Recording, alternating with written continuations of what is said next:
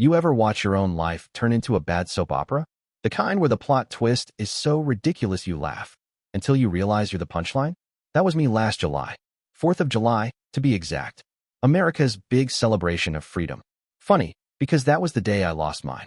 I found out through a group text. One of those family threads that never stops buzzing, usually filled with blurry casserole pictures and passive-aggressive memes about calling your mother. The message popped up at 9:14 a.m. Fireworks start at 8. Bring lawn chairs and an appetite. Complete with 3 American flag emojis, 2 heart emojis, and a suspicious amount of exclamation marks. My mom sent it. My mom, who used to call me her rock, her firstborn, her steady Eddie. Only this time, there was a P.S. tacked on at the bottom like an afterthought. Tom, maybe sit this one out. It's better for everyone. Better for everyone. I read it 3 times. The words didn't make sense. How do you sit out a holiday in your own family? I typed back, what? A bubble appeared, then vanished. Classic mom. Instead, my phone buzzed again with another message, this time from my dad. Don't make this a big deal, son. Don't act like a victim. You just lack ambition. Lack ambition. Let me tell you, nothing hits like your own father calling you lazy on the same day he invites your cheating wife and your brother to a barbecue you built the grill for. See, 3 weeks earlier, my world had already cracked in half.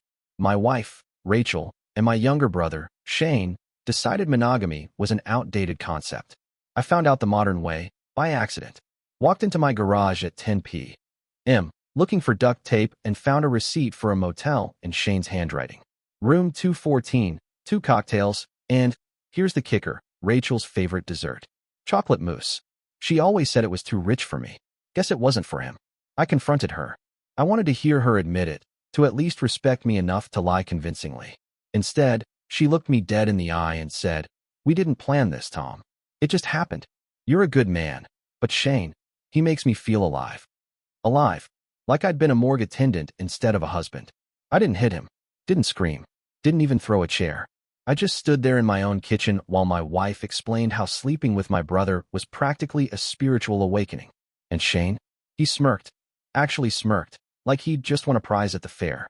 She chose a real man, he said. A real man. You'd think mom and dad would side with me, right? That's what decent parents do when their son gets gutted by his own blood. But no. Mom clutched her pearls, sighed like I'd left the milk out, and said, don't be petty. They're in love. In love. Like that made it okay. Like betrayal was some kind of Hallmark movie if you squint hard enough. And Dad? He doubled down with his favorite insult. You just lack ambition. According to him, everything bad in my life boiled down to the fact that I didn't chase money hard enough, didn't build a big enough empire, didn't roar loud enough for the world to call me a lion. Never mind that I worked my tail off at the company I started from scratch, that I paid off their mortgage 5 years ago, or that I never missed a single Sunday dinner. None of that counted because I wasn't Shane, the golden boy with his real estate deals and his Instagram-perfect vacations. So yeah, that text about the barbecue was gasoline on a bonfire. My parents had made their choice. My wife and my brother were now the power couple of the family, and I was the guy who apparently lacked ambition and a chair at the picnic table. I stared at that message for a long time. So long my coffee went cold and the fireworks started popping in the distance like tiny bombs mocking me. And then something inside me shifted. Not rage. Not despair. Something quieter, sharper, like a blade sliding out of a sheath. I grabbed a duffel bag, the same one I used for weekend fishing trips with Dad, the ones where he'd tell me, you'll inherit this family's strength one day, son. What a joke. I packed 3 pairs of jeans, 5 shirts, my passport, and the envelope I swore I'd never need. Then I walked out the door without looking back. Didn't slam it, didn't leave a note. Just locked it behind me, like sealing a tomb. By midnight, I was 3 states away in a motel that smelled like bleach and regret. I thought that was the bottom. I thought the worst was behind me. But the next morning, my phone buzzed with a single text from an unknown number. No emojis. No greetings. Just 7 words that made my stomach drop. Please contact me. I'm your lawyer now. When I opened that message, my world didn't just collapse, it detonated. You know that split second when your gut knows something before your brain does? That was me, staring at those 7 words on a cracked motel nightstand, hands trembling like I'd been caught in a freezer. Please contact me. I'm your lawyer now. I didn't hire a lawyer. At least, I didn't remember hiring one. Unless insomnia came with free legal counsel now. For a moment, I thought it was spam, Maybe some phishing scam. Then I noticed the signature. Evan Holt. Yes, the name hit like a slap because I knew it. Not well, but enough. Evan Holt was their lawyer. The family fixer.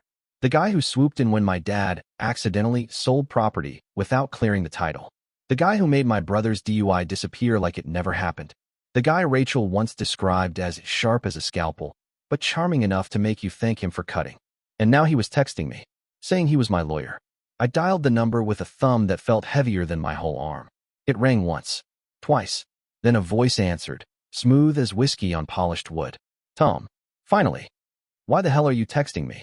I asked, trying to sound more awake, and less like my life was unraveling in a $59 a night room.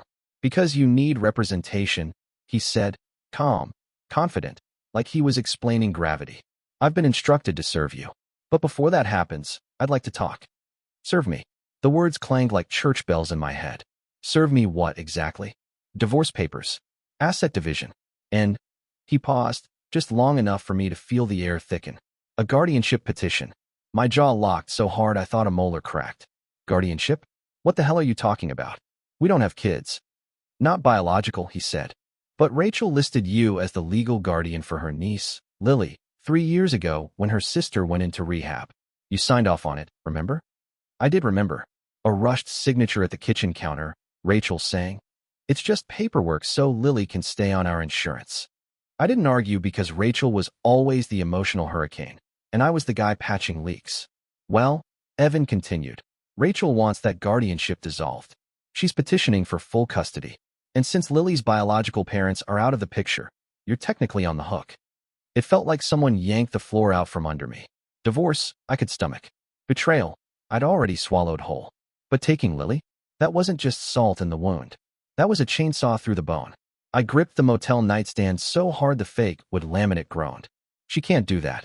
She can't, Evan said, voice silk-wrapped steel. And she will. Unless. I waited. There's always an unless.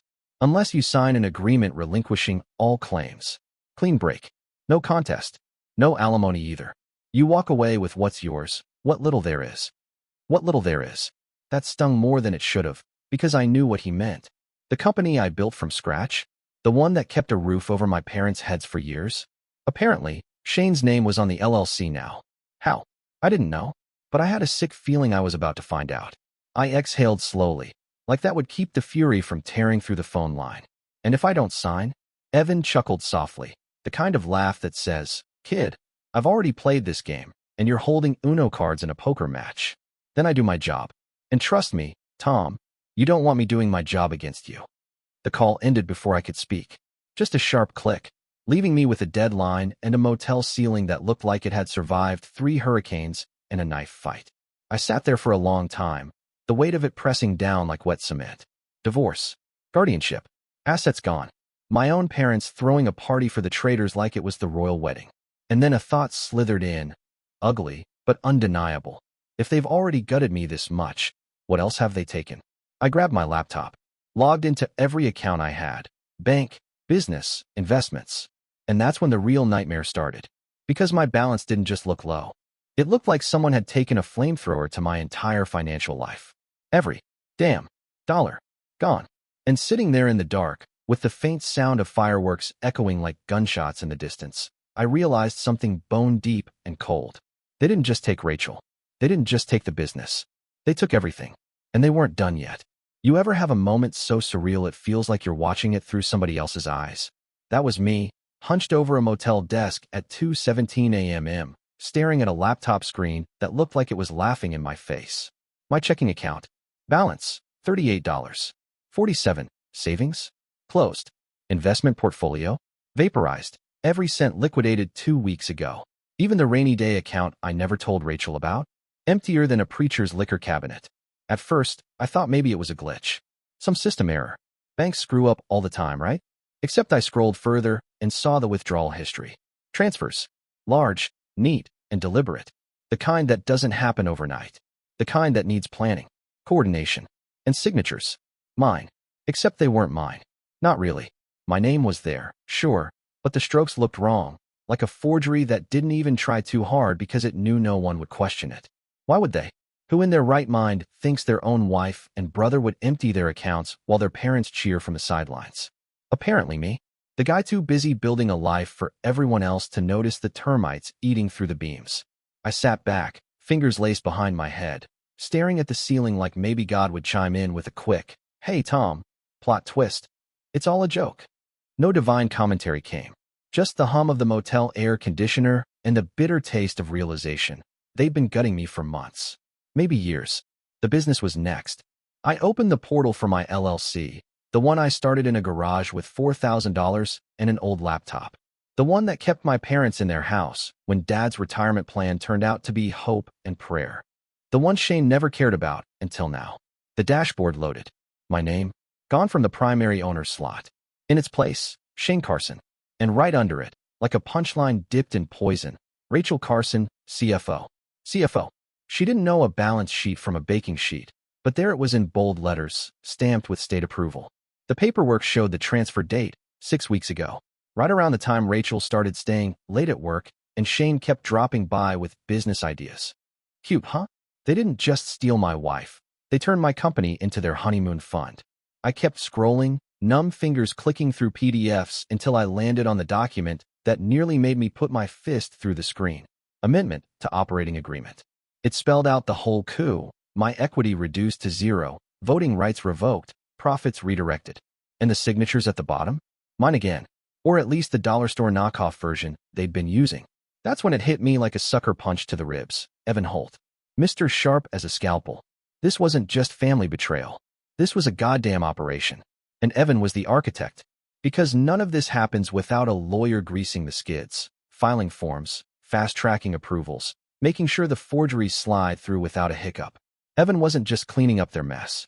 He built the playing field, then handed them the playbook. And me? I'd been out here thinking I was the quarterback. Turns out I was the football. I slammed the laptop shut before I threw it, pressed my palms into my eye sockets until I saw stars, and laughed.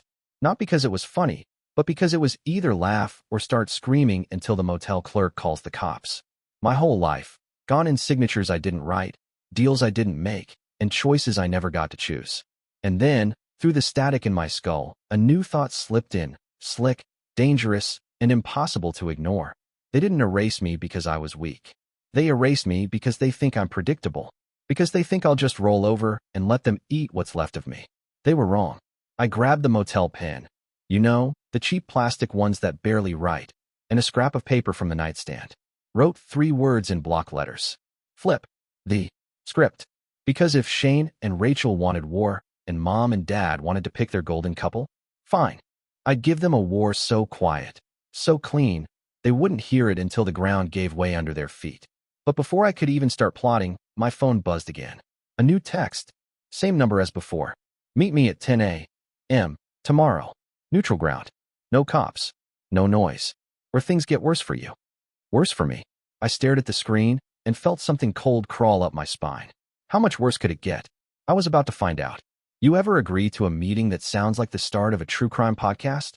That was me the next morning, parked outside a coffee shop with a sign so faded it looked like it survived the Great Depression. Neutral ground, Evan's text had said, which sounded like mob talk for, pick out your last meal, kid. The shop was nearly empty, just a couple of retirees arguing over crossword clues, and a barista who looked like she'd rather be anywhere else. I walked in, scanning for the man of the hour. There he was, corner booth, back to the wall, suit sharp enough to cut glass, sipping what I assumed was coffee but smelled like a $9 latte. Tom, Evans said, rising slightly, voice smooth as ever. He gestured to the seat across from him. Glad you came. I slid into the booth, my jaw clenched so hard I could taste enamel. You've got 5 minutes before I start making a scene. He chuckled, like I was a kid threatening to hold my breath. Relax. I'm not your enemy. I leaned in. Could have fooled me. My accounts? Empty. My company? Stolen. My wife? Sleeping with my brother. And somehow your name keeps showing up on the paperwork. Explain that math. Evan didn't flinch.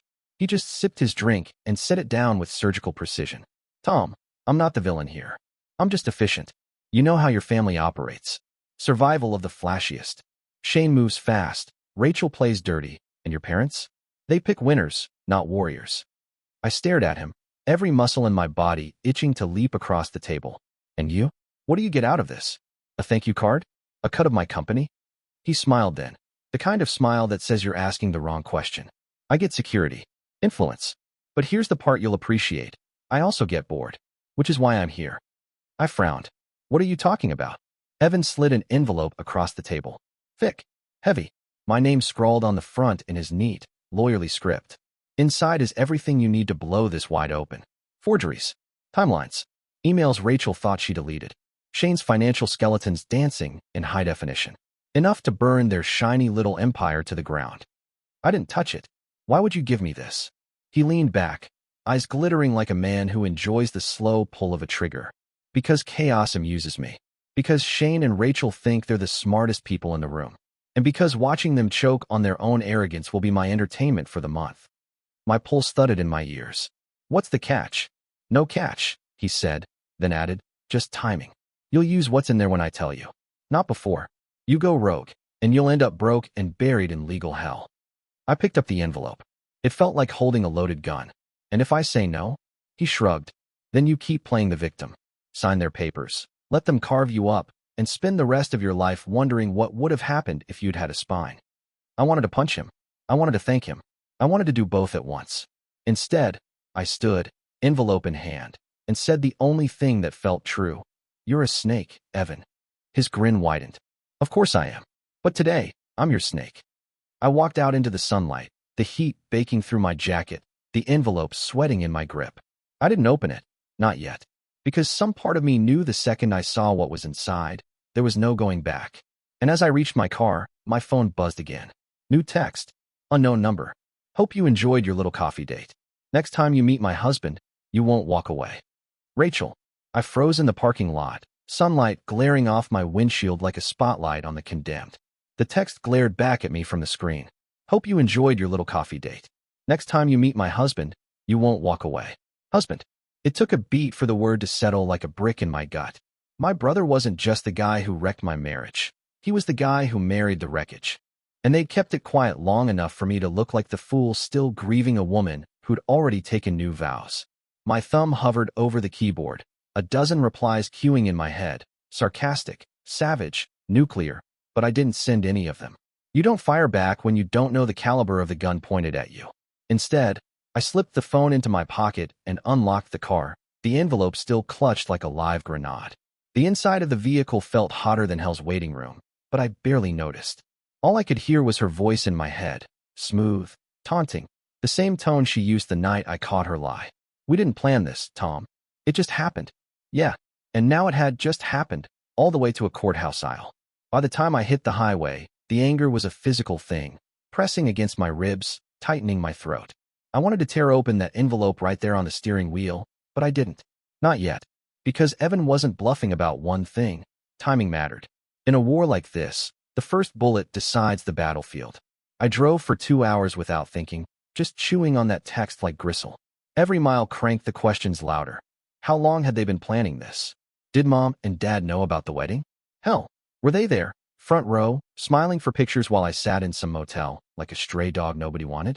By the time I rolled into a diner off Route 14, my stomach felt like it had been hollowed out with a dull spoon. I grabbed a booth, ordered black coffee I didn't want, and finally ripped the flap of the envelope. Out spilled the apocalypse. A notarized copy of the marriage certificate. Shane Carson and Rachel Carson.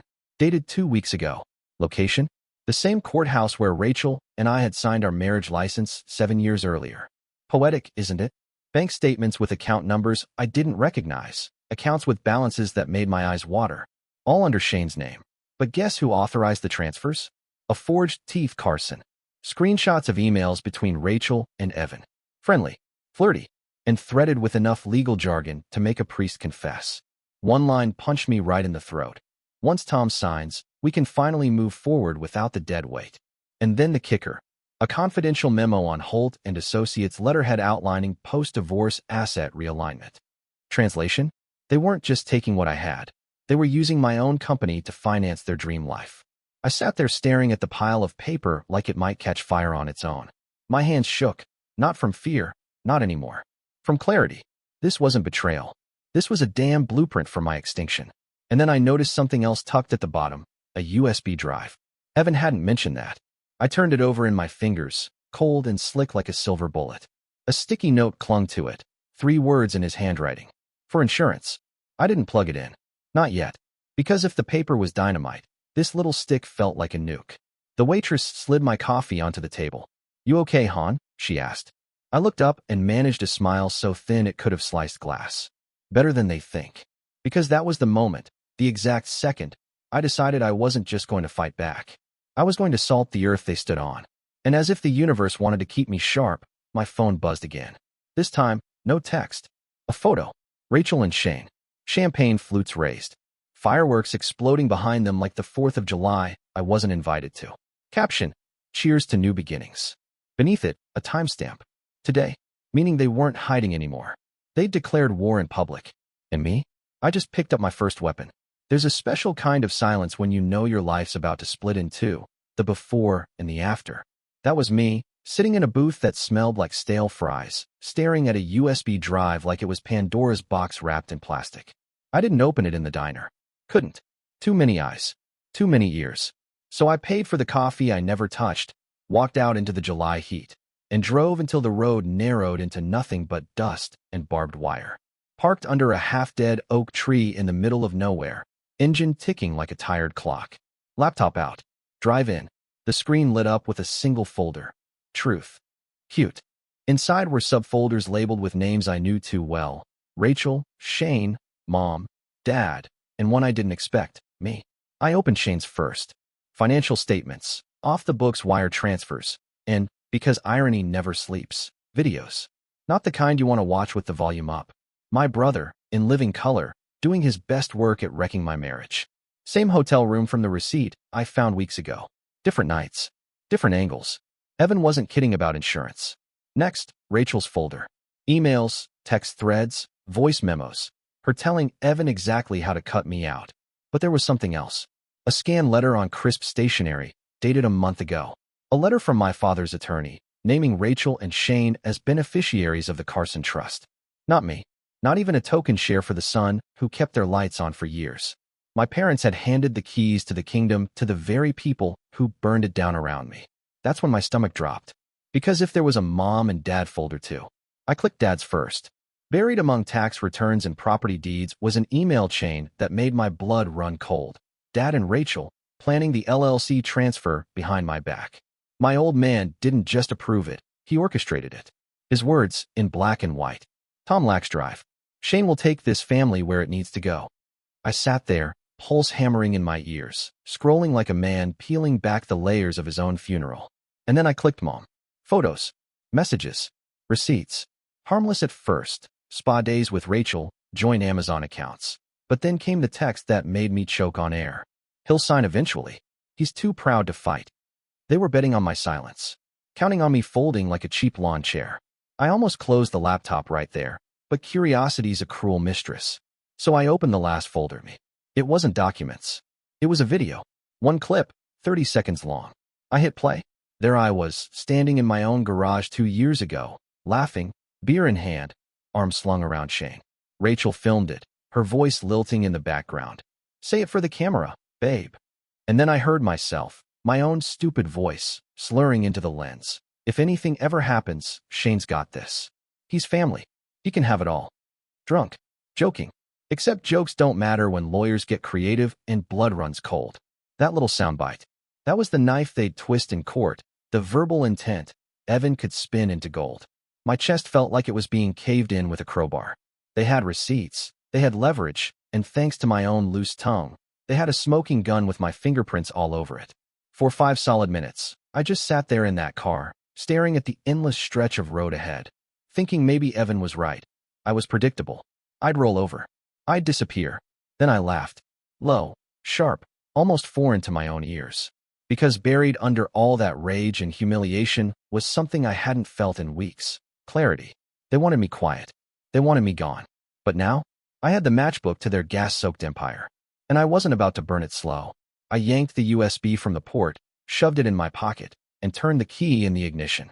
Time for a detour, one my family would never see coming. As I pulled back onto the road, my phone buzzed again. Unknown number. This time, it wasn't a threat.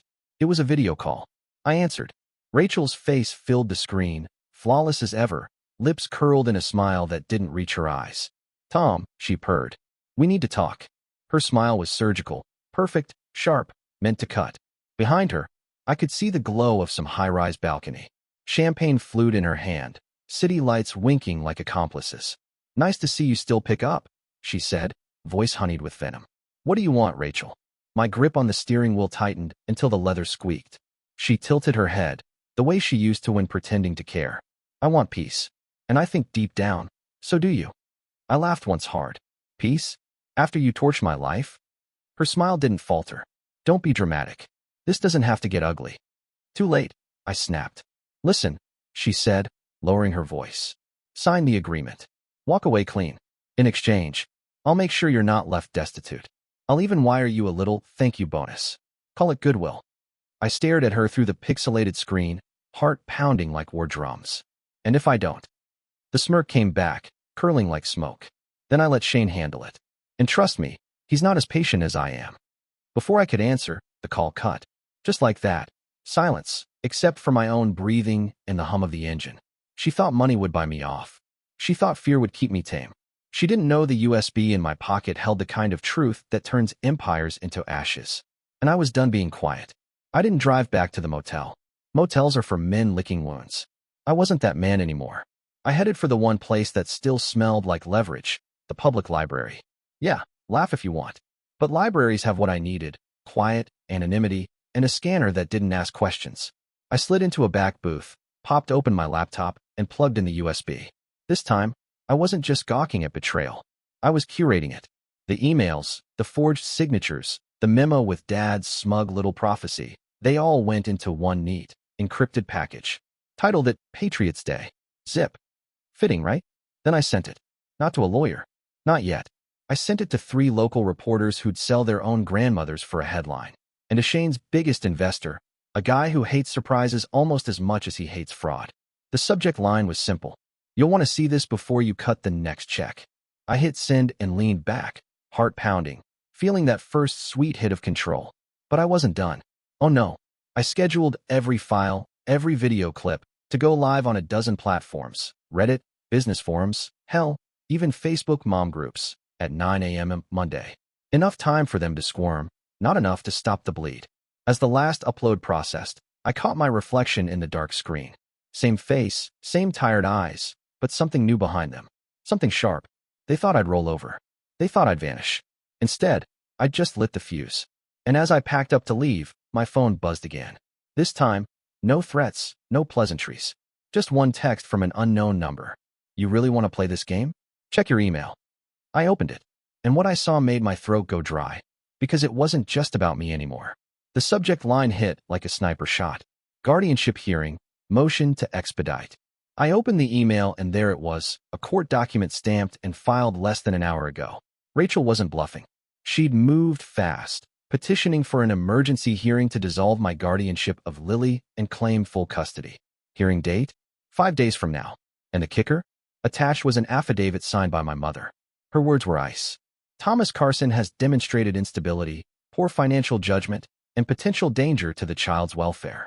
In my opinion, he should have no contact with Lily until further evaluation. Instability. Poor judgment. From the woman who raised me on a steady diet of guilt and double standards. But that wasn't the worst part. The worst part was the second attachment. A photo of me from last year's 4th of July. Beer in one hand, firework in the other, laughing like life was good. Underneath, the caption. Evidence of substance abuse and reckless behavior. It was a party. A single beer. But spun right. It painted me as a train wreck.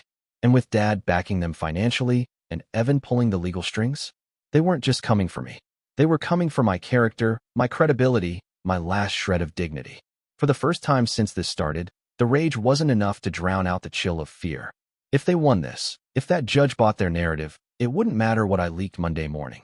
They'd have the moral high ground, and I'd be the villain who abandoned a child. I stared at that email until the words blurred, then shut the laptop and walked out into the night air, lungs tight. For a moment, I thought about disappearing, about letting them rot in their glass castle while I vanished into some nameless town. But then I remembered Lily's laugh, the way she used to fall asleep on my shoulder during movie nights. No, they weren't taking her. Not while I was breathing. I slid into the driver's seat, hands steady now, a plan crystallizing in the dark like frost. If they wanted to weaponize perception, I'd give them something they couldn't spin. Something so clean, so undeniable, it would make their entire case combust. The first step? A phone call. Not to Evan. Not to any lawyer in their pocket. To someone who owed me a favor and had the kind of reach that could turn a courtroom into a stage.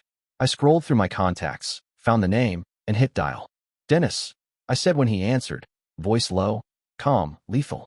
"It's time. Pull the file. And book the room." "Understood," he replied. The line went dead. I checked the rearview mirror, saw nothing but darkness, and smiled. They wanted war. They'd just funded my army. Courtrooms smell like dust and fear. That morning, both were thick enough to chew. Rachel sat at the petitioner's table in a white blazer, pure theater. Shane was beside her, smug as ever. Thumb scrolling his phone like this was a coffee run, not the day their empire cracked. Mom and Dad sat 2 rows back, stiff, judgmental, like they'd just watched their prodigal son crawl in from the gutter. I walked in alone. No lawyer, no entourage, just a plain navy suit and a calm they couldn't read. That calm came from the man seated quietly in the gallery. Dennis. My ace in the hole. The judge entered. Papers shuffled. Rachel's attorney launched into his sermon. "Your Honor, my client seeks sole custody for the welfare of a vulnerable child. The respondent exhibits erratic behavior, financial instability, and substance misuse." "Objection," I said, rising slow, my voice cutting through like a blade. "None of that's true, and I can prove it." The judge arched an eyebrow. "Mr. Carson, are you representing yourself?" "Today," I said, sliding a flash drive onto the evidence tray, "I'm representing the truth." The clerk plugged it in. The monitors flickered. And then came the first video, Shane, half-dressed, whispering sweet nothings in Rachel's ear, time-stamped smack in the middle of my marriage. Gasps rippled like a current through the room. Mom's hand shot to her mouth. Dad's jaw locked so hard I thought his molars might shatter. "Your Honor," I said, voice steady. "That's Exhibit A, adultery. Exhibit B," the screen switched. "Forged signatures, LLC amendments, emails plotting my financial execution. Fraud. Conspiracy. Wire transfers in violation of state law." And finally, I nodded to Dennis, who tapped his tablet. The courtroom speakers filled with Rachel's voice. "Once Tom signs, we can finally move forward without the dead weight." Crystal clear. The judge's gavel cracked like thunder. Rachel shot to her feet. "This is illegal. You can't." "Sit down, Mrs. Carson," the judge snapped, her tone colder than a morgue. "Before I order your arrest for perjury." I didn't look at Rachel. I looked at Mom. At Dad. Let them see what loyalty bought them. Their eyes didn't meet mine. Cowards. The ruling came fast. Guardianship restored. Petition denied with prejudice. And in a move so sweet it tasted like justice, the judge referred the whole mess for criminal review. Fraud. Forgery. Conspiracy. Shane's face drained like someone pulled the plug on his blood supply. Outside, cameras flashed, thanks to Dennis tipping off the right reporter. Headlines were already blooming online. Family power couple accused in multi-million-dollar fraud scheme. Rachel lunged at me once, all nails and fury, but Shane grabbed her arm, whispering something I didn't catch. Maybe game over. Maybe run. Didn't matter. I walked past them slow, the way a man walks past a burning house he didn't set, but sure as hell doesn't call to save. At the courthouse steps, Dennis clapped my shoulder. "You good?" I looked up at the clear blue sky, felt the weight lift, and let out a laugh. Low, sharp, final. "Better than they think," I said, because I hadn't just survived their betrayal. I'd buried it, and them, with a smile.